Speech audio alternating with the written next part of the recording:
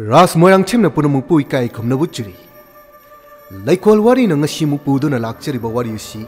crime story the best toba wari amani. Wari asibu ibirakpana lemba manga. Wari asida hingliba amadi laikhidraba kanagumba amataga mari leinajade. Adubu wari asi pathok saba matamda kanglaisa singi maming sing sijenajage. Masigi damakta ngakpiu haiba wafamsu thamjari. Wari asi aibana Maikhum upa mihatpa haina mingtholi. Wari asi mayam punna taminaraga kari kamdawbage haibadu khangminasi. Pari maksi minungsi yamna leiba puksen chawba nupa amani. Imphal mayolda leiba company amagi director oina hauji thabak tawduna leiri. Mahaki company asi iramda masida fangba mana masing chingba makal kayagi pothok singbo har amata yaudana miyoiba aikhoina sabada hakchangda karisu soktanaba farmers singbo yamna section senajaba nupa amsu oirami. Mahaki company gi maming asi liklai haina tholi. Leiriba miyamnasu pari gi company dagi puthorliba pothok sing asibo yamna pamna leina duna sanarami. Asumna nongmagi magi company asibo saukhalakpa hengkalakpana ahenba staff sing mathau tarami. Nongma 27 June Nomaijing numit asida staff sing launaba interview ama pangthoklami. Parigi yamna thajaba manager mangalsu interview asibu yaurami. Numit asida mioi mapal laktuna interview asibu saruk yarami. Company asigi laugadoriba mi masingna mangani. Mathang interview tawrakpada nupa ahum nupi ama khalami. Iroi loiba mapan subada changlak leba mioi asi nupini. Maki mamingna likla haina kawi. Likla na interview loriba ka sida changlakpa matam masida khangaudana parigi thamoida nungsiba inot ama phaukiram. Wa karisu haida likla da munna yengduna leijarami. Parigi mahongsi ubada mangalna likla da onsi laga asumna haide. Adomgi mingamadi laifam haibiu. Likla khonjen tablapna asumna haide. Aigi ming likla laifamna chimangdagi makha tada mangana tawgadariba thabaksi yamna laiba sunati yamna luba sunati adubu seller di kharapi seller gi di thoina khanbinuda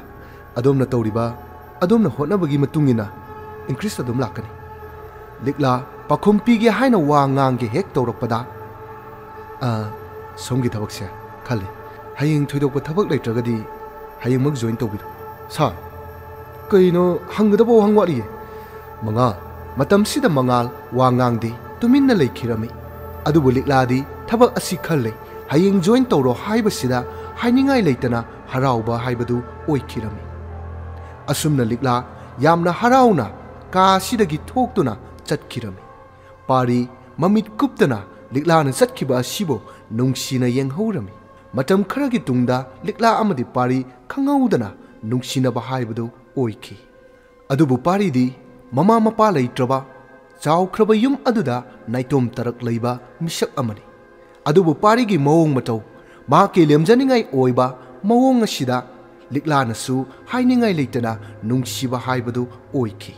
asumna sahi ama helaba matung pari amadi likla yuman bagi lambida khongdarami asumna makoyani yamna nuwayai faba matai manau haibadu oirami nongma Parina thabak chatkraba tung likla na imungi thabak tawringai matam masida likla gi mobile phone da notification ama laklammi likla tawriba thabak adubu loiraga mahaki phone adubu paiduna yengba matam masida number khangdaba number amana likla gi whatsapp number aduda video amakhak tharaklami likla su video adubu download tawduna yengluba matam masida likla hainingai leitana angak paibadu phaurammi Mikup kharagi tungda haidiba number asina likla gi phone aduda call tawri likla ipa pakhana call adubu paikhati hello madam likla aina thakiba video du social media da thadok tringai miyam pummana khangdringai 50 lakhs pigadabani hai nang kanano ha nang kanano madam aibu khangbagi mathau tade aina haidiba 50 lakhs du hek pidraba video adu safak fa ikham hello phone adu thamkhirami likla हंदुना number अदुदा call back तौबदा switch off हाइरखी लिकला हाइफम तौफम खंगदबा मसादो इपा पाखटपा फाउरमी नुंगदांगी मतमनी पारिसु थबक मफमदगी युमदा हलै मतमसिदा लिकलागी माइथोंसी नुंगाइतबा अमगी ममी ताय हाइबसी पारिना खंगलमी लिकला कइदौरगे नते नंबु कइदौरगे हाबा तमो आई किस तौदेदा ओ नंगिसी आइना ngasi थबक खरा थेंदोखिबसिदा साउरिबा हाइदुरा से साउरनोबा अदो आई चाक याम लामे लाओ चाक खरा थिरु लाओ लिकला मपुरोइबबो अवाबा पिहनिंगदबना ngसाइगी वारी सिंग अदु करी अमता हाइदोकलमदि पारीना चाक लामी हाइबदु चाक थीदुना पारीबु चाक पिजरम नमित असि लिकलादि तुम्ब यादे वीडियो अदुबु पारीना करीगुम्बा खंखिनी हाइदुना मागी मोबाइल अदुबु लौथोक्तुना कक्थटलमी नुंजांगी पुंग 12 मखाइमुक तारकपा मतम सिवाइदा ngसाइ वीडियो थारखिबा नुपा अदु ऑनलाइन लेरखि लिकलागी व्हाट्सएप अदुदा मेसेज अमकक थारखि मेसेज अदुदा असुमना हाइदि madam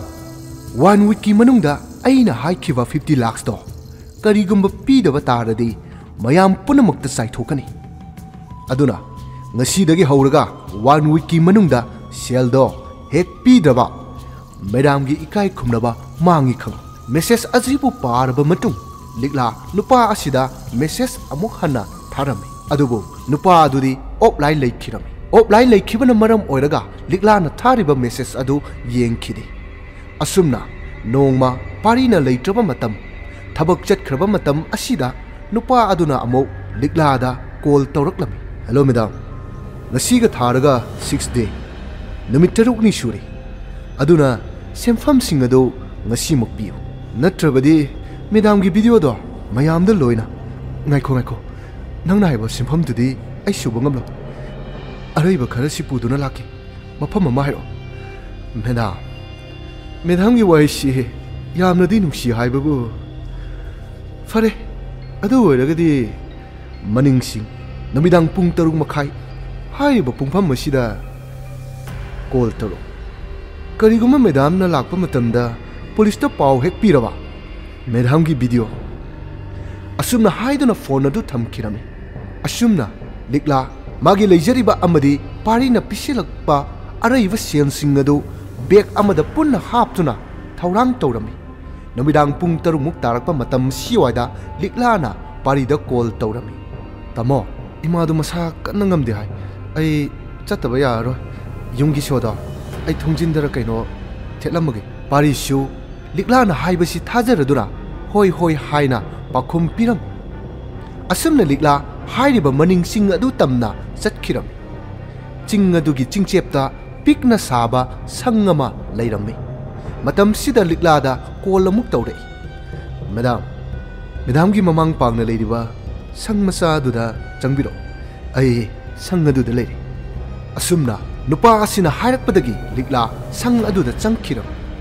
matam sida likla angakpa phauram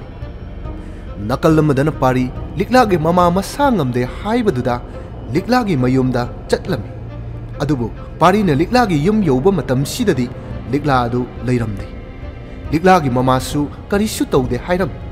matam sida pari kariguma chingnaba amadi phauram khudakta mayum tamna yamna yangna magi car adubu thauduna satki mayum yorokpa matam sida yum madu solonduna leiram ngasai liklana haikhiba so adu thongjinda thetuna thamlamge haibadu ningsinglaktuna pari thongjinda thetliba so adu lauraga thong adu bu hangam matam sida imung adu pumammamduna leiram asumna khangaudana kanagumba amana mai thalam matam sida pari gi mamangda likla adu leptuna leiram matam sida pari angakpa phauraduna kangauna duna yenglami khangaude tunglomdagi kanagumba nupa amana pari gi kokta yochai amana yamna safu kana thombi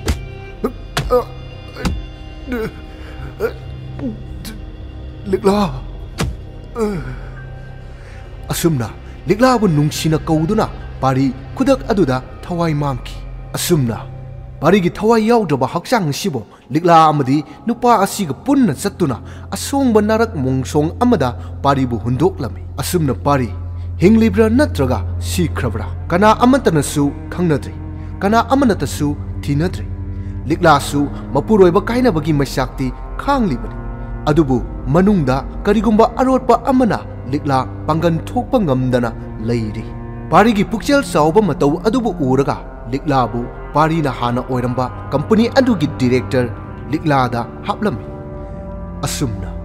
ꯑꯍꯣꯡꯕ ꯅꯥꯏꯕ ꯇꯥꯏꯕꯪꯄꯥꯜ ꯑꯁꯤꯗ ꯂꯤꯛꯂꯥ ꯑꯃꯗꯤ ꯃꯉꯥꯜ ꯃꯈꯣꯏ ꯑꯅꯤ ꯇꯞꯅ ꯇꯞꯅ ꯅꯛꯁꯤꯟꯅꯗꯨꯅ ꯅꯨꯡꯁꯤꯅꯕ ꯍꯧꯔꯛꯈꯤ ꯃꯉꯥꯜ ꯑꯃꯗꯤ ꯂꯤꯛꯂꯥ ꯃꯈꯣꯏ ꯑꯅꯤ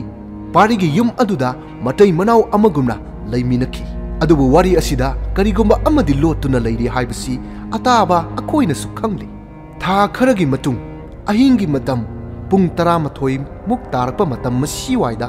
ꯂꯤꯛꯂꯥ ꯑꯃꯗꯤ ꯃꯉꯥꯜꯅ ꯂꯩꯔꯤꯕ ꯀꯥ ꯑꯁꯤꯒꯤ ꯊꯪꯅꯕ ꯀꯥꯗ ꯃꯤꯑꯣꯏꯕ ꯑꯃꯅ ꯆꯠꯄꯒꯤ ꯃꯈꯣꯜ ꯇꯥꯔꯝꯃꯤ ꯃꯇꯝ ꯃꯁꯤꯗ ꯂꯤꯛꯂꯥ ꯑꯃꯗꯤ ꯃꯉꯥꯜ ꯃꯈꯣꯏ ꯑꯅꯤ ꯍꯛꯆꯥꯡꯒꯤ ꯃꯔꯤ ꯊꯝꯅꯕꯒꯤ ꯇꯟꯖꯥꯅꯤ ꯋꯥꯍꯩ ꯑꯁꯤ ꯍꯦꯛ ꯍꯥꯏꯕꯗ ꯇꯥꯕꯗ ꯅꯨꯡꯉꯥꯏꯇꯕ ꯍꯥꯏꯕꯗꯨꯅꯤ ꯃꯁꯤꯒꯤꯗꯃꯛꯇ ꯉꯥꯛꯄꯤꯌꯨ ꯍꯥꯏꯅꯁꯨ ꯊꯝꯖꯔꯤ ꯑꯁꯨꯝꯅ ꯂꯤꯛꯂꯥ ꯑꯃꯗꯤ ꯃꯉꯥꯜ ꯃꯈꯣꯏ ꯑꯅꯤ ꯄꯨꯜꯂꯤꯉꯩ ꯃꯇꯝ ꯑꯁꯤꯗ ꯇꯥꯔꯤꯕ ꯃꯈꯣꯜ ꯑꯁꯤꯁꯨ ꯑꯁꯨꯝ ꯅꯛꯁꯤꯜꯂꯛꯏ ꯃꯇꯝ ꯑꯁꯤꯗꯒꯤ ꯃꯈꯣꯏ ꯑꯅꯤ ꯇꯥꯔꯤꯕ ꯃꯈꯣꯜ ꯑꯁꯤꯒꯤ ꯃꯥꯏꯀꯩꯗ ꯌꯦꯡꯂꯝꯃꯤ ꯇꯟꯖꯥ ꯑꯁꯤꯗ ꯁꯛꯈꯪꯗꯕ ꯅꯨꯄꯥ ꯑꯃ ꯃꯈꯨꯠꯇ ꯊꯥꯡ ꯑꯃ ꯄꯥꯏꯔꯒ ꯆꯪꯁꯤꯜꯂꯛꯂꯦ ꯅꯨꯄꯥ ꯑꯁꯤꯒꯤ ꯐꯤꯕꯝꯁꯤ ꯍꯦꯛ ꯎꯕꯗ ꯃꯉꯥꯜ ꯃꯣꯡꯄꯥꯛ ꯃꯈꯥꯗ ꯊꯝꯕ ꯃꯍꯥꯛꯀꯤ ꯅꯣꯡꯃꯩ ꯑꯗꯨꯕꯨ ꯁꯠꯀꯦ ꯍꯥꯏꯅ ꯍꯦꯛ ꯇꯧꯕꯒ ꯁꯛꯈꯪꯗꯕ ꯅꯨꯄꯥ ꯑꯁꯤꯅ ꯃꯉꯥꯜꯕꯨ ꯊꯥꯡꯅ ꯊꯤꯟꯗꯨꯅ ꯍꯥꯠꯈꯤꯔꯝꯃꯤ ꯃꯉꯥꯜꯗꯒꯤ ꯆꯦꯟꯊꯔꯛꯂꯤꯕ ꯌꯥꯝꯂꯕ ꯏ ꯑꯗꯨꯕꯨ ꯎꯕꯗ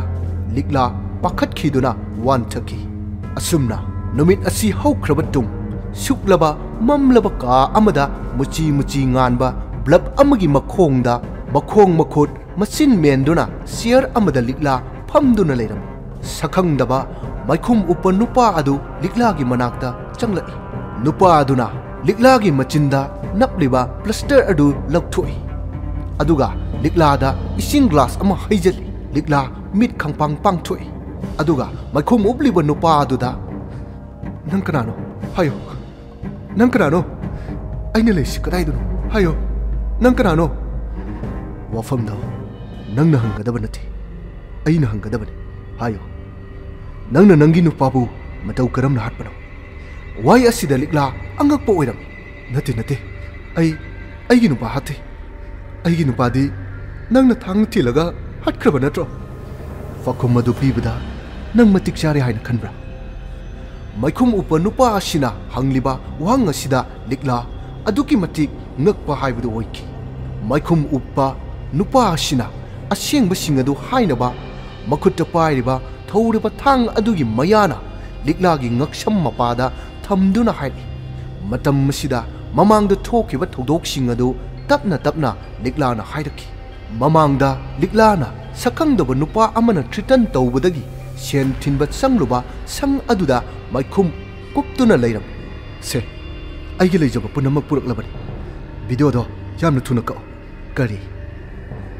ꯑꯩꯅ ꯍꯥꯏꯕ ꯁꯦꯜꯁꯨ ꯁꯨꯗꯅ ꯚꯤꯗꯤꯑꯣ ꯀꯛꯇꯣꯏꯕ ꯑꯁꯨꯝꯅ ꯀꯔꯦꯝꯅꯕꯒ ꯂꯣꯏꯅꯅ ꯃꯥꯏꯈꯨꯝ ꯑꯗꯨ ꯍꯥꯏꯗꯣꯛꯄꯗ ꯃꯉꯥꯜ ꯑꯣꯏꯗꯨꯅ ꯂꯩꯔꯝꯃꯤ ꯃꯉꯥꯜꯕꯨ ꯎꯕꯗ ꯂꯤꯛꯂꯥ ꯑꯉꯛꯄ ꯍꯥꯏꯕꯗꯨ ꯑꯣꯏꯈꯤ ꯑꯗꯨꯒ ꯂꯤꯛꯂꯥꯅ ꯃꯉꯥꯜꯗ ꯌꯥꯝꯅ ꯊꯤꯅ ꯆꯩꯈꯤ ꯆꯩꯌꯣ ꯅꯆꯤꯟ ꯄꯦꯟꯅ ꯆꯩꯌꯣ ꯑꯗꯨꯕꯨ ꯃꯦꯗꯥꯝ ꯅꯪꯒꯤ ꯑꯁꯥꯎꯕꯗꯨꯅ ꯚꯤꯗꯤꯑꯣ ꯑꯁꯤ ꯀꯛꯀꯗꯕ ꯅꯠꯇꯦ ꯃꯉꯥꯜ ꯑꯗꯨꯗꯤ ꯍꯥꯏꯌꯣ ꯅꯪꯅ ꯄꯥꯝꯃꯤꯁꯤ ꯀꯩꯅꯣ ꯑꯩꯅ ꯄꯥꯝꯕ ꯑꯩꯅ ꯄꯥꯝꯕ ꯍꯥꯏꯔꯒꯗꯤ ꯅꯪꯁꯦ ꯑꯩꯒꯤ ꯑꯣꯏꯕ ꯑꯗꯨꯒ ꯁꯥꯔ ꯄꯥꯔꯤꯕꯨꯅ ꯂꯥꯏꯔꯝꯂꯦꯟꯗ ꯊꯥꯈꯤꯕ ꯂꯤꯛꯂꯥ ꯁꯥꯎꯔꯗꯨꯅ ꯃꯉꯥꯜꯒꯤ ꯃꯥꯏꯗ ꯈꯨꯋꯥꯛꯅ ꯊꯥꯔꯝꯃꯤ ꯃꯇꯝ ꯑꯁꯤꯗ ꯃꯉꯥꯜ ꯁꯥꯎꯕꯗꯒꯤ ꯐꯣꯜ ꯑꯗꯨꯕꯨ ꯂꯧꯊꯣꯛꯇꯨꯅ ꯚꯤꯗꯤꯑꯣ ꯑꯗꯨꯕꯨ ꯁꯤꯌꯔ ꯇꯧꯅꯕ ꯍꯣꯠꯅꯔꯝꯃꯤ ꯃꯇꯝ ꯑꯁꯤꯗ ꯃꯁꯥꯒꯤ ꯏꯀꯥꯏ ꯈꯨꯝꯅꯕ ꯃꯥꯡꯂꯅꯤ ꯈꯟꯗꯨꯅ ꯄꯥꯔꯤꯕꯨ ꯍꯥꯠꯄ ꯑꯁꯤꯗ ꯌꯥꯔꯝꯃꯤ ꯂꯣꯏꯅꯅ ꯃꯉꯥꯜꯅ ꯅꯝꯗꯅ ꯂꯤꯛꯂꯥꯒꯤ ꯏꯀꯥꯏ ꯈꯨꯝꯅꯕꯕꯨꯁꯨ ꯂꯧꯈꯤꯔꯝꯃꯤ ꯎꯄꯥꯏ ꯂꯩꯇ꯭ꯔꯕꯤ ꯂꯤꯛꯂꯥ ꯏꯖꯠ ꯑꯃꯕꯨ ꯀꯟꯅꯕ ꯍꯣꯠꯅꯕꯗ ꯏꯖꯠ ꯑꯃꯃꯨꯛ ꯃꯥꯡꯕ ꯍꯥꯏꯕꯗꯣ ꯃꯁꯥꯗ ꯊꯣꯛꯂꯔꯤ ꯑꯁꯨꯝꯅ ꯅꯨꯃꯤꯠ ꯑꯁꯤꯒꯤ ꯑꯍꯤꯡꯗ ꯂꯤꯛꯂꯥ ꯑꯃꯗꯤ ꯃꯉꯥꯜ ꯃꯈꯣꯏ ꯑꯅꯤ ꯄꯥꯔꯤꯕꯨ ꯍꯥꯠꯅꯕ ꯄ꯭ꯂꯥꯟ ꯇꯧꯈꯤ ꯑꯁꯨꯝꯅ ꯄꯥꯔꯤꯅ ꯂꯤꯛꯂꯥꯒꯤ ꯃꯌꯨꯝꯗꯒꯤ ꯍꯜꯂꯛꯇꯨꯅ ꯌꯨꯝꯗ ꯆꯪꯂꯛꯄ ꯃꯇꯝ ꯑꯗꯨꯗ ꯀꯅꯥꯒꯨꯝꯕ ꯁꯛꯈꯪꯗꯕ ꯑꯃꯅ ꯇꯨꯡꯗꯒꯤ ꯄꯥꯔꯤꯕꯨ ꯍꯥꯠꯅꯕ ꯊꯧꯔꯥꯡꯈꯤꯕꯅꯤ ꯍꯥꯏꯕꯁꯤ Maikhum upliba nupa aduda haiki. Matam sida sakhangdaba Maikhum upa nupa sina khangba ngamlaktabadagi liglagi ngaksamda thamliba thang adu haifettang singki. Liglagi ngaksam madu I mari tapna sinthare. Maikhum upliba nupa sigi Maikhum madubu tapna lauthoktuna liglada nungsina yenglei. Ligla su haifettang nongkhattuna yenglubada angakpa phauram. Matam sida Maikhum ubliba nupa adu pari oiduna leirami. Nupi haibana khoshe angakpani ko.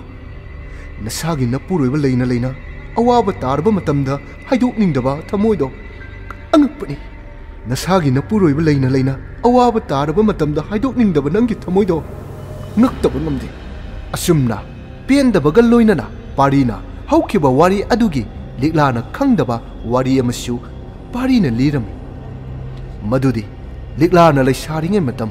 thabak tauba loirakpada dress change taunaba ka aduda mangalna apikpa camera ama thetuna liglana dress hongbagi phi thungdraba video clip aduna liglada sale gi demand tauramgani haibisi parina kona thangda khanglami. Madudi mangana liglabu thitan tauraga namdana sen tinghannabagi numit aduda pari chingnaраktuna police ta pau pige haiduna khalami. Liglana call tauraktuna mama nabagi chatkani haiba aduda pari police ta pau piramkhidi. Liglagi mayum tamna chatkiram. Adubu mamangda thokiba thodok aduna liglana khanghaningdaba haidoktaba aduna paribu asibagi khayata tanaba oiki. Adubu pari hameng senaba ahal amana soktuna taramba paribu laikatnaduna paribu hingkirami. Karigumba parina yumda halakpa matamda ligla mathanta leiramladi pari karisu tauramno. Adubu mangalga punna leiramba asida paribu mihatpa asida khong thangjanki. Asumna wari asi liraba matung ligla aduki matik pendaba nungaitaba haibadu oiki. Pari mitki pi ihona asaubaga loinana asumna hai nungsiba haiba nungsiba sina aranba lising taurabasu asoiba chama taurabasu punamak singado nungsibagi mafamdadi maithigani aigidi kanasu leite nangna thawai oina lairembidagi su hena nungsijabani adubu nangna aigi thamoibu masak khangbikhidi. Parigi wai asida ligla khonjen thokta hakchang thak niktuna kapjarami. Adubu pendraba parigi thamoinadi nungsiba singadu kawkhiduna khoi saunaraba thamoi aduna liglabu parina paiba thauraba thang aduna abuka hanna mangak sammaduda lenduna hakhi. Asumna numit asigi ahingda police station da chattuna pari police da surrender tawki. Miyoi ani hane miyoi amana mahaki nupini haiduna asumba paw singadu tamlammi. Angakpani police singadusu angakpa ama oiki. Asumna pari punsi chupa phado oina jail da papunsi lien khiram. Wari asibu tabiraga adongi thamoida kari phawibagi haibadu comment box ta thambiram. Nauna hangdok choriba channel na sibu miyamna nungsibidana like share subscribe tawbiram. Channel na sina makhal makha kaya gi wari sing puduna laksagi haiba wafamsi thamjari.